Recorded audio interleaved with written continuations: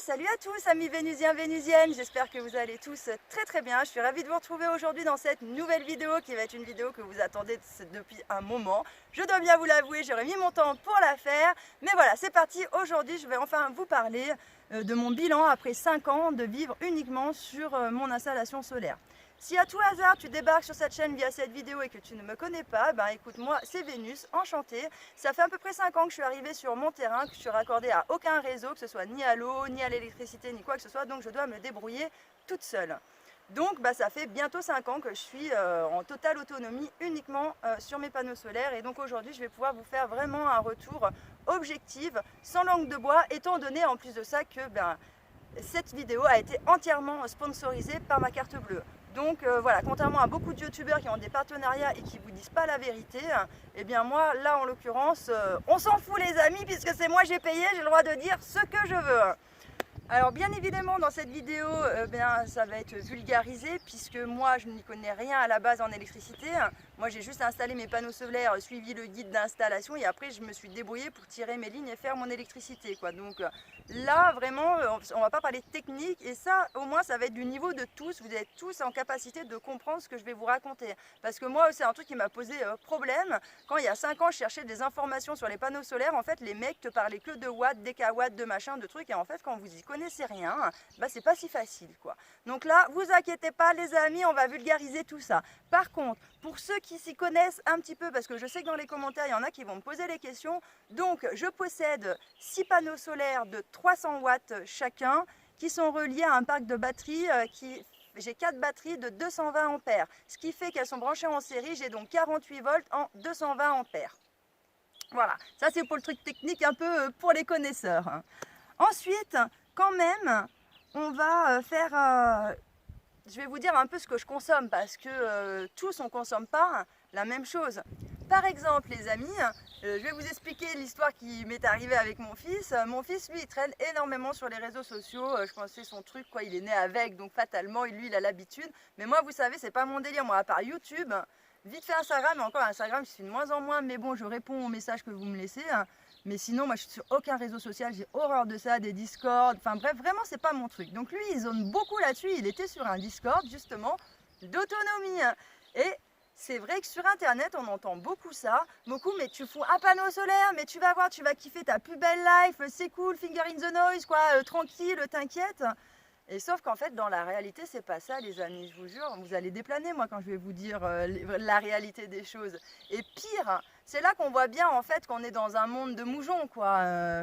C'est comme ça, parce que même là en fait sur l'énergie solaire, les moujons sont là les amis, je vous jure, les moujons sont là, parce que mon fils donc tentait de leur expliquer qu'avec un pauvre panneau solaire, que ça allait être compliqué, qu'il ne pourrait pas faire tourner tout ce qu'il souhaitait, et qu'en plus de ça, l'hiver, ce serait vraiment la galère, quoi. Et là, tout le monde lui tombe dessus sur le réseau social. Mais t'es qui, toi? Tu te prends pour qui de dire des choses comme ça? Mais tu racontes de la merde, gna gna gna gna gna gna. Et là, mon fils, il leur dit, moi, je suis juste un peu le mec qui vit depuis 5 ans en autonomie, 100% sur des panneaux solaires. Donc, je peux te dire la réalité des choses. Et vous savez quoi, les amis? Il s'est fait bannir du Discord. Je vous jure.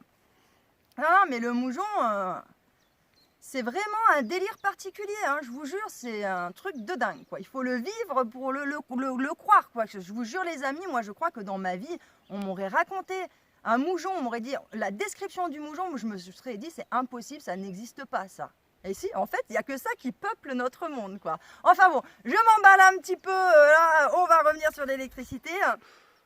Mais bon, je sais que vous aimez bien un petit peu de rochonnage un petit peu dans mes vidéos, donc bon, quand même, on n'allait pas louper le coche comme ça. Donc, j'en étais où, moi, avec tout ça? Je vous racontais quoi? Du coup, c'est là où je vais vous dire un petit peu qu'est-ce que j'ai comme appareil qui consomme chez moi. Et vous allez voir que, comparé à ce que vous consommez dans votre maison ou dans votre appart, vous allez voir que moi, à contrario, j'ai vraiment pas beaucoup d'appareils qui consomment de trucs électriques. Et pourtant... j'ai 6 panneaux solaires de 300 watts. C'est pas un petit panneau solaire, un pauvre truc qui fait 100 watts. J'en ai 6, j'ai 1800 watts les amis. 1800 watts, avec 1800 watts, je ne fais jamais tourner ma machine à laver à chaud. Je la fais toujours tourner à froid. L'eau chaude, si vous voulez, si vous vous souvenez, j'avais déjà fait une vidéo pour vous expliquer comment faire tourner une machine à laver sans eau courante. Si vous voulez, je vous la mettrai le lien dans les commentaires ou dans la description, dans la barre d'infos.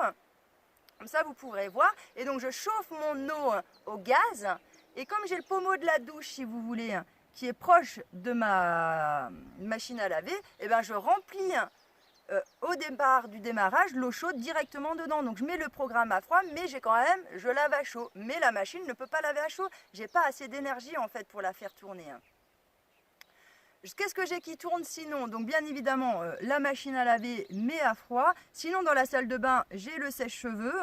Après j'ai rien, tout est au gaz ou j'ai pas. J'ai pas de lisseur, j'ai pas de machin, j'ai pas de truc. Dans la cuisine, j'ai le frigo qui tourne 24 heures sur 24. J'ai un micro-ondes, j'ai une bouilloire, j'ai un grille-pain, mais bon, je dois bien vous avouer que c'est des choses que je fais... Oh, je dois bien vous avouer que c'est des choses que je fais très peu tourner, je les ai parce qu'on me les a filées, et bon, de temps en temps, je me fais un petit kiff, mais bon, c'est vrai que le grille-pain, je le fais pas tourner, voilà. Bref, sinon dans la cuisine, après, je fonctionne au gaz ou au bois. Et après, c'est tout ce que j'ai au niveau salle de bain, cuisine. Et après, sinon, mon fils dans sa chambre, lui, il a voilà, tout ce qui est play, télé pour jouer à ses jeux vidéo, son téléphone. Et moi, j'ai uniquement un téléphone. Voilà. Et j'allais oublier aussi, pour avoir l'eau courante, j'ai un surpresseur qui m'apporte l'eau au robinet. Voilà un peu tous les appareils que je peux avoir. Bien évidemment, après, dans l'été, quand je bricole, voilà, la scie circulaire, la scie à onglet, voilà. C'est des petites choses que je vais utiliser, mais voilà, c'est pour vous dire au quotidien vraiment les appareils que j'ai. Après, bien sûr, vous allez vite comprendre que l'été, en fait, c'est une autre organisation. Et donc, c'est là que j'en viens un petit peu à vous parler de comment ça se passe dans la vraie vie quand vous êtes 100% sur des panneaux solaires. Déjà, ce qui va se passer, c'est que pendant 5 mois de l'année, franchement, vous êtes tranquille, vous n'avez même pas à surveiller où est-ce que vous en êtes, ni quoi que ce soit. Il y a assez de temps de luminosité pour pouvoir, si vous voulez, régler, voilà, pour pouvoir recharger tous vos batteries sans que vous ayez à vous en soucier, que vous pouvez consommer. Franchement, ça va bien se passer. Après, vous avez 4 mois dans l'année où là, ça va bien se passer aussi, mais il va falloir optimiser le rendement de l'énergie pour pouvoir faire tout ce que vous avez besoin de faire. Donc ça, je vous retrouve un peu plus loin dans la vidéo, sinon ça va être trop brouillon. Mais je vous expliquerai un peu plus loin comment on fait pour optimiser et rentabiliser à fond en fait les panneaux solaires. Donc ça, on verra un petit peu plus tard. Donc là, pendant 4 mois dans l'année, c'est ça, c'est optimisation à fond et ça passe crème. Par contre, les amis, je ne vous cache pas, il y a 3 mois dans l'année, c'est la merde. On va se le dire comme ça, les amis. C'est vraiment la grosse merde. L'hiver, déjà, vous avez 7 heures de lumière par jour. Alors que le restant de l'année, vous en avez jusqu'à 2 fois plus. Donc, c'est quand même pas rien. Donc déjà, que 7 heures de lumière par jour. En plus de ça, comme le soleil est plus bas, la rentabilité de vos panneaux solaires sont moindres. C'est-à-dire, moi, j'ai des panneaux qui donnent 1800 watts. L'hiver, au maximum, ils m'en donnent 1200. Vous voyez, déjà, il y a une différence. Donc, moins de soleil, rendement plus petit. Et aussi, ce qu'on ne vous dit pas, les amis, je vais vous mettre une petite capture d'écran là. Vous allez voir, on vous met tant d'heures tu pourras faire fonctionner ça, tant d'heures tu pourras faire fonctionner ça, et ça, et ça. Mais ça, en fait, les amis, on vous le donne, c'est dans les conditions optimum. Qu'est-ce que ça veut dire dans les conditions optimum? Il se base sur une moyenne hivernale pour vous donner un peu tout ce que vous allez pouvoir consommer. Et optimum, ça veut dire que vous avez du soleil du lever au coucher du soleil. Et en fait, on sait tous que l'hiver, ces journées-là sont extrêmement rares, quoi. C'est pas tous les jours, sauf si peut-être vous habitez dans le sud, vous avez un peu plus de chance d'avoir des plus belles journées, mais en tout cas, pour les 3/4 de la France, c'est pas forcément le cas. Et là, ça va créer un réel problème, et je pense d'ailleurs que tous les gens qui, cette année, se sont mis sur des panneaux solaires, je pense que cette année, vous avez dû en chier grave, parce qu'on a passé un hiver, depuis que moi je suis installée, donc c'est le 5e hiver, c'est le pire hiver que j'ai jamais passé. On n'a jamais eu aussi peu de soleil. Et donc franchement, déjà l'hiver, les amis, je vous jure, c'est une galère sans monstre. L'hiver, si tu n'as pas un groupe électrogène pour recharger tes batteries et pouvoir avoir un peu de l'électricité, tu passes quasiment 3 mois sans lumière, sans frigo, sans électricité totale en fait. Parce qu'il n'y a pas assez d'énergie pour recharger tout ça. C'est mort. Donc c'est soit l'hiver, tu payes ton énergie beaucoup plus cher et tu mets de l'essence pour avoir de l'énergie, sinon tu passes ton hiver sans énergie. En fait, c'est ça la réalité des choses, les amis. Et donc moi j'en ai 6 panneaux. Hein. Avec 6 panneaux, moi j'éteins le frigo l'hiver. Je fonctionne sans eau courante l'hiver, je repasse sans faire fonctionner le suppresseur parce que c'est mort.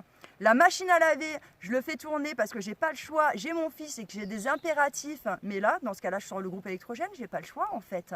Sinon c'est mort. L'installation en elle-même, elle consomme 100 watts toute seule, juste avec mon frigo et tout ça. Bah, des fois, c'est même pas, je les récolte même pas en fait dans une journée. C'est les trucs que je consomme. C'est-à-dire qu'à l'heure, je vais consommer 100 watts, mais mes panneaux, ils vont m'en donner que 50 ou 90. Parce que l'hiver, c'est vraiment la galère, les amis. Et ça, j'insiste vraiment, parce que sinon, vous allez déplaner. Donc moi, je m'en accommode, si vous voulez, parce que c'était choisi, c'était mon choix de vie. Et j'arrive à temporiser avec et je me suis adaptée. Mais sachez que c'est extrêmement difficile de s'adapter et de vivre la période hivernale quand on n'est que sur des panneaux solaires. Là, vous allez me dire, mais Vénus, on peut très bien s'installer une éolienne et l'éolienne va régler le problème. Eh bien non, ça aussi les amis, moi je vous invite fortement à ne jamais investir dans une éolienne. Tous les gens que je connais qui ont investi dans une éolienne le regrettent tous. Les seuls que vous entendrez dire qu'une éolienne ça fonctionne, c'est les youtubeurs qui sont en partenariat avec quelqu'un. C'est les seuls qui vous diront que ça vaut le coup. Sinon, tous les gens qui ont payé eux-mêmes leur éolienne, tous vous diront que c'est de la merde. Et vous aviez même à un moment donné, comment elle s'appelle ? C'était la Guilde des Courgettes, elle a changé son nom de chaîne, maintenant je crois qu'elle s'appelle la fermière, je ne sais plus comment. Elle vit dans un endroit où il y a le vent d'antan, donc ce qui est à la base l'endroit idéal pour mettre une éolienne. Elle en a mis une, elle est déçue par le rendement. Elle en est déçue. Donc c'est pour vous dire, faites attention, ne croyez pas sur parole vraiment tout ce qu'on vous dit, parce qu'il y a un moment donné, après vous fourvoyez, vous partez dans des projets et c'est la grosse galère, quoi. Moi je vais vous dire, heureusement, que j'ai ça, mais ça là 300 watts, c'est 1800 watts, c'est le mini qu'il vous faut pour faire tourner à peu près une maison correctement. Mais c'est le grand minimum les amis. Si vous commencez à taper en dessous, c'est mort. Bref, du coup maintenant on va passer à l'optimisation des panneaux solaires, parce que c'est ça qui va nous intéresser dans les périodes critiques. Optimiser le solaire. Donc bon, déjà, comme je vous ai expliqué, les 3 mois d'hiver, on n'optimise rien, on fait ce qu'on peut. Là, c'est la merde. Par contre, pour les 4 mois dans l'année où on peut optimiser, on va voir ensemble comment ça se passe l'histoire. Alors déjà, là, comme vous pouvez voir, c'est ce qu'on appelle le MPPT, c'est lui qui va réguler la charge, c'est-à-dire l'énergie qui vient des panneaux solaires, si vous voulez, et lui, il va venir le mettre après soit dans les batteries ou dans l'installation. Et donc, si vous voulez, lui, on voit qu'il y a différents niveaux. Vous voyez, il y a écrit bulk. Ensuite, il y a absorption. Et après, il y a flotte. Et donc, je vais vous expliquer un peu. Vous avez votre batterie comme ça. Et en gros, il y a 3 niveaux. Comme ça. Voilà. Oui. Là, c'est quand on est en flotte. Là, absorption. Et quand on est là, on est en bulk. Et donc en fait, je vais vous expliquer, quand on est en bulk, et bien là, par exemple, mes panneaux ils font 1800 watts, d'accord? On va dire mes panneaux ils font 1800 watts. Mon installation, elle consomme 100 watts, d'accord? Donc ça fait que quand mes panneaux ils fournissent 1800, il y a 100 qui s'en vont pour l'installation et il y a 1700 qui vont pouvoir rentrer dans mes batteries. Et donc quand je suis en bulk, les 1700, ils y rentrent dedans à la wall again, comme ça, bim, bim, bim, bim, bim, bim, bim, bim, bim, bim, bim, bim. Et si vous voulez, quand ça va arriver, où la batterie va pratiquement être chargée, il va rester 30% là, eh bien il va passer en absorption. Et en fait, c'est là que vous allez pouvoir optimiser le rendement de vos panneaux solaires.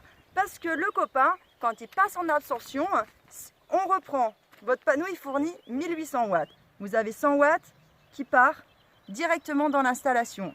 Il vous reste 1700. Normalement, il vous reste 1700 à envoyer dans les batteries. Mais quand lui va passer en absorption, il va freiner. Et donc là, au lieu de rentrer 1700, lui il va rentrer plus que 1500. Puis après, il va rentrer 1004. Jusqu'à ce que, après, il reste plus que 300 watts dedans. 200 watts pour arriver en flotte. Et quand il est en flotte, il est à 0. Ça veut dire que les batteries sont pleines. Et seulement, il va fournir juste les 100 watts de l'installation. Et donc là, si à ce moment-là, vous faites tourner votre machine à laver, votre truc, et ben directement, toute l'énergie du solaire va être envoyée dans l'installation puisque les batteries sont chargées. Et donc, quand vous êtes en absorption, vous savez que, par exemple, il vous donne que 1400 watts qui rentrent dans les batteries, vous en avez 100, et donc il vous en manque 300 watts. Vous êtes en train de perdre 300 watts qui partent dans la nature, que le MPPT lui dit, moi je suis full, l'installation elle prend déjà, et dans mes batteries je peux rentrer que tout doucement parce que je suis en absorption. En absorption, il finit de tout bien peaufiner dans tous les petits endroits pour que toutes les batteries soient toutes au même niveau. Donc c'est à ce moment-là, si vous voulez, qu'il y a une perte d'énergie qui va se volatiliser, et c'est quand vous êtes en absorption et en flotte, c'est le moment de faire tourner les appareils et de voir en fait à ce moment-là. Moi, vous savez ce que je fais, il y a des fois, je ne sais pas combien mes panneaux rendent. Là, vous voyez, quand il n'y a pas le plein soleil, je ne sais pas s'ils sont en train de donner 600, 500, 800, 1000, je ne sais pas. Et donc, ce que je fais pour savoir, c'est que chez moi, j'allume ma bouilloire, qui est quelque chose de très énergivore. Je l'allume et je vois sur mon installation, le MPPT, combien il va envoyer en plus, quoi. Et je vais voir ce qui va taper aussi dans les batteries. Et en fonction, j'arrive à savoir combien de watts, si vous voulez, il jette à la base dehors. Parce que quand je vais mettre un truc énergivore, tout de suite, il va pomper, il va prendre l'énergie des panneaux solaires en entier. Et donc, ça permet de voir s'il y a une différence, il manque des watts. Et quand c'est comme ça, voilà, une machine à laver, ça consomme tant de watts, et vous savez que vous avez 3 watts de différence. Comme vous lavez à froid, vous pouvez lancer votre machine à laver, ça va prendre directement sur l'énergie solaire. Le MPPT, il ne va pas taper dans vos batteries, il va prendre directement du soleil et l'envoyer directement dans votre installation. Voilà les amis, un petit peu le topo. Honnêtement, n'hésitez pas à vous saisir de l'espace commentaire s'il y a des choses, c'est pas très clair pour vous. Franchement, je me ferai un grand plaisir d'essayer de vous expliquer un peu les choses. Je pense que quand même, c'était assez simple à comprendre, mais voilà un petit peu comment on optimise une installation solaire. Et donc, en effet, comme je vous disais, 5 mois dans l'année, vous n'avez pas besoin d'optimiser, on s'en fout, il y a tellement de soleil. Même, en fait, le truc de fou, c'est comme je vous disais, l'hiver, vous avez un ciel couvert, vous chargez, moi je charge même pas 5 watts par panneau. C'est pour ça, vous allez me dire, mais Vénus, des panneaux, on n'a qu'à en mettre 20. Ouais, mais en fait, même t'en mets 20, si tu récupères que 5 watts, ça te fait que 100 watts à la finalité sur tes 20 panneaux, donc ça te sort pas de la galère en vrai. Tu auras beau en mettre 15, 20 000, c'est pas ça qui va faire la diff, quoi. Donc c'est pas... non. Et donc, 4 mois dans l'année où, comme je vous dis, vous êtes obligé d'optimiser à fond, et là, ça passe. Donc en fait, on va dire, en moyenne, vous avez quand même 9 mois par an où ça se passe pas trop mal, quoi. Voilà, faites attention, mais ça se passe. Et vous avez vraiment 3 mois dans l'année, c'est mort. Les amis, c'est mort, c'est extrêmement difficile de vivre que sur les panneaux solaires. Et je pense que ceux qui me suivent depuis longtemps, vous m'avez vu galérer en fin de compte tout ça. Et donc pour finir les amis, on va enfin parler du matos. Et oui, combien de temps ça dure ce matos? Est-ce que j'ai eu des problèmes avec, etc. Donc moi, dès le départ, si vous voulez, comme j'y connaissais rien, je me suis dit, je veux de la qualité. Donc j'ai tout payé en Victron. Et franchement, je regrette absolument pas mon choix, parce que moi, en 5 ans, j'ai eu 0 problème avec. Tout se passe bien, tout fonctionne bien. J'ai branché mon groupe électrogène dessus, ça a fonctionné nickel dès le départ. Enfin, Victron, c'est vraiment le top, je suis vraiment ravie. Alors qu'à contrario, il y en a qui sont passés là avec le WKS. Tous ceux que je connais qui ont eu le WKS, dans les 2 ans, les 2 premières années, ils ont eu des problèmes avec. Brancher un groupe électrogène dessus, c'est mission impossible en fait. Les 3/4 des gens n'y arrivent pas. Donc oui, en fait, c'est un truc qui est moins cher que Victron, mais les gens ont des problèmes avec. Donc moi, je suis bien contente d'être passée directement que sur du Victron. C'était plus onéreux au départ, mais je n'ai eu aucun problème. Et donc, par contre, on va parler des batteries. Combien de temps ça dure, des batteries? Et là, je vais vous dire, les amis, il y en a qui vont vous dire, moi, je l'ai gardé 10 ans, machin, et tout ça. Bon, je pense que les gens qui gardent leur batterie 10 ans, c'est des gens qui ne vivent pas à l'année, en fin de compte, dessus. Parce que moi, mes batteries, je peux les garder 10 ans, en fait, si je passe pas l'hiver ici. Parce que si l'hiver, elle passe toutes En fait, l'important, si vous voulez, c'est que votre batterie, chaque semaine, elle doit atteindre le flotte, elle doit le flotte que je vous ai expliqué tout à l'heure, elle charger à 100%, parce que sinon, il y a une oxydation qui se fait. Et ce qui fait que la batterie, elle va avoir de plus en plus de mal à se charger jusqu'à 100%. Donc c'est important en fait d'avoir la batterie qui arrive au moins une fois par semaine à ce flotte. Le problème, c'est que l'hiver, ça n'arrive qu'une fois par mois. Même pas. Et encore, parce que je charge avec le groupe électrogène, hein. Sinon ça n'y arrive pas, quoi. Vous voyez, donc c'est extrêmement compliqué quand vous vivez l'hiver aussi sur vos batteries. Et donc l'hiver, c'est là où vous allez les abîmer, vos batteries, parce que 5 mois dans l'année où il n'y a pas de problème, eh ben, c'est bon, tous les jours vous atteignez le flotte, hein. Vous voyez, hein. Donc vraiment, l'hiver, ça abîme vraiment les batteries. Donc si vous êtes comme moi, que vous vivez 100%, vous n'êtes pas raccordé au réseau, que vous ne comptez que là-dessus, les batteries, je vais vous dire honnêtement, moi j'ai acheté aussi des batteries Victron. Le constructeur le donnait pour 4 ans. J'ai voulu essayer de pousser une 5e année avec mes batteries. Et franchement les amis, je m'en suis voulu, mais vous savez pas comment, quoi. Je pensais qu'une année de plus, ça le ferait, mais pas du tout, quoi. Pas du tout. Et là-dessus, quand le constructeur il vous donne 4 ans, honnêtement, c'est la réalité. Moi, ce que j'ai constaté, c'est qu'au bout de 4 ans, il faut changer les batteries. Elles sont... Ah, sinon, en fait, l'hiver, elles seraient encore bonnes pour l'été et le printemps et tout ça. Le problème, c'est que l'hiver, mais là, vous allez douiller, là. Là, il va falloir faire le groupe électrogène. Moi, cette année, franchement, j'ai trop eu la haine. J'aurais dû changer mes batteries avant parce que du coup, on a eu l'hiver le plus pourri qu'on avait jamais eu. Mes batteries, elles étaient fatiguées. Et du coup, ben, j'ai galéré de fou cette année, les amis. Je vous jure, ça a été une misère noire, quoi.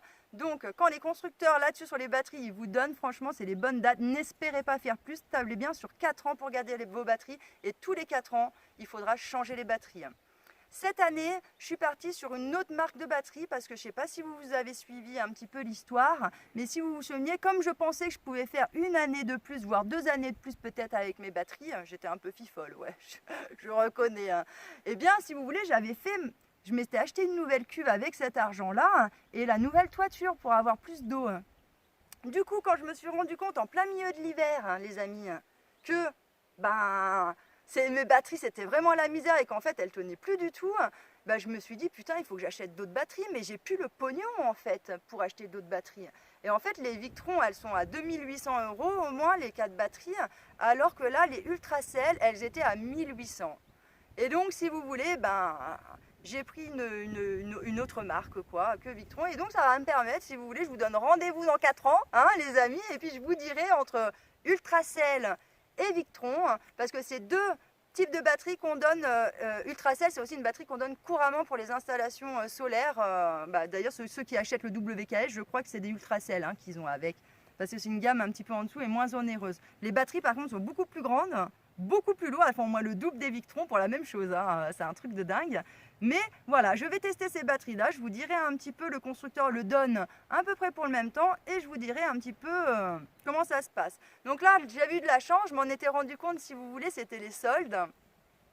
Et donc j'ai acheté mes batteries pendant les soldes, donc ce qui fait que franchement j'ai une bonne ristourne dessus.